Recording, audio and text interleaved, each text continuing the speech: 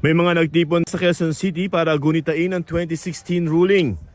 Kasama sa nakasaad sa ruling, bahagi ng ating exclusive economic zone ang Mischief o Panganiban Reef kung saan may artificial island na ang China. Gayun din ang Second Thomas o Ayungin Shoal kung saan nakasadsad ang BRP Sierra Madre. Ngayong anibersaryo ng 2016 Arbitral Award, iba't ibang bansa ang naghayag ng suporta sa Pilipinas. Kabilang dyan ang Amerika na sinabing ipinakikita ng pang-water cannon at ipapangharas ng China na isinasantabi nito ang international law, gayon din ang kapakanan ng mga Pilipino.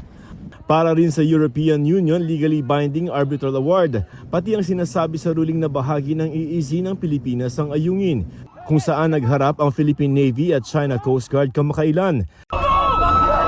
Ang China pumalag sa pahayag ng EU at iginiit na dapat igalang din ang karapatan at interes ng China na hindi kinikilala ang ruling.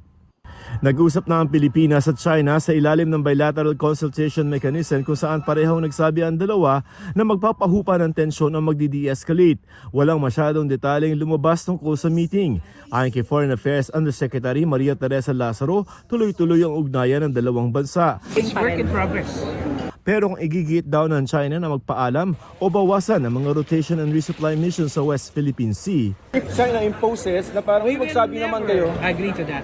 dagdag ni National Security Advisor Secretary Eduardo Año, hindi ititigil ang mga rotation at resupply o RORE mission. We don't want war. RORE will continue. As the President said, this is regular, routinary activity because it is our right to resupply our troops in BRP Sierra Madre no matter what happens. Ayon kay National Security Advisor Secretary Eduardo Año, hindi lamang piraso ng papel ang arbitral award na napanalunan ng Pilipinas laban sa China na nagpawalang bisa sa 9-dash line claim nito. There are many ways how to enforce the law.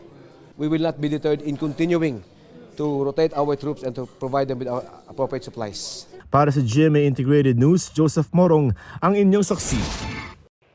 Mga kapuso, sama-sama tayong maging saksi. Mag-subscribe sa GMA Integrated News sa YouTube at para sa mga kapuso abroad, samahan niyo kami sa GMA Pinoy TV at sa www.gmanews.tv.